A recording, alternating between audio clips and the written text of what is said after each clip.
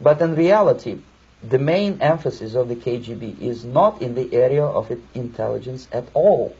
According to my opinion and opinion of many defectors of my caliber, only about 15% of time, money, and manpower is spent on espionage as such. The other 85% is a slow process which we call either ideological subversion or active measures, активные мероприятия in the language of the KGB, or psychological warfare.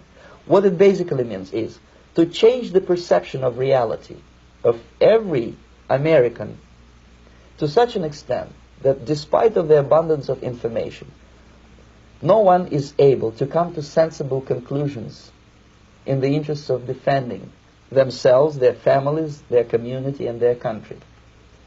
It's a great brainwashing process which goes very slow, and it's divided in four basic stages. The first one being demoralization. It takes from 15 to 20 years to demoralize a nation. Why that many years?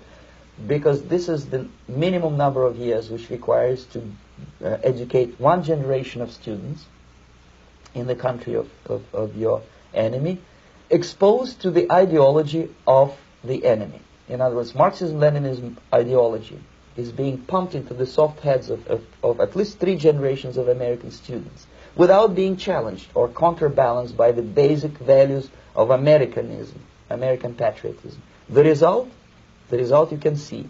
Most of the people who graduated in the 60s, dropouts or half-baked intellectuals, are now occupying the positions of power in the government, civil service, business, mass media, educational system. You are stuck with them. You cannot get rid of them. They are contaminated. They are programmed to think and react to certain stimuli in a certain pattern. You cannot change their mind, even if you expose them to authentic information, even if you prove that white is white and black is black. You still cannot change the basic perception and the logic of behavior. In other words, these people, the process of demoralization is complete and irreversible. To get rid society of these people, you need another 20 or 15 years to educate a new generation of patriotically minded and common sense people who would be acting in favor and in the interests of United States society. And yet these people who've been programmed and, as you say, in place and who are favorable to an opening with the Soviet concept, these are the very people who would be marked for extermination in this country? Most of them, yes. Simply because the psychological shock when they will see in future what the beautiful society of equality and social justice means in practice, obviously they will revolt.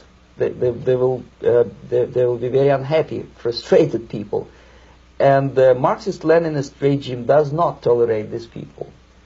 They will join the links of dissenters, dissidents. Unlike in present United States, there will be no place for dissent in future Marxist-Leninist America. Here you can get popular like Daniel Ellsberg and filthy rich like Jane Fonda for being dissident, for criticizing your Pentagon. In future, these people will be simply squashed like cockroaches. Nobody is going to pay them nothing for their beautiful, noble ideas of equality. This they don't understand, and it will be greatest shock for them, of course. The demoralization process in the United States is basically completed already. For the last 25 years. Actually, it's overfulfilled, because demoralization now reaches such areas where previously not even Comrade Andropov and all his experts would even dream of such a tremendous success. Most of it is done by Americans to Americans, thanks to lack of moral standards. As I mentioned before, exposure to true information does not matter anymore. A person who was demoralized is unable to assess true information. The facts tell nothing to him.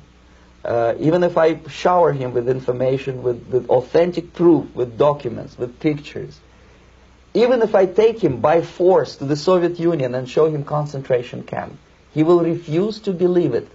until he is going to receive a kick in his fat bottom.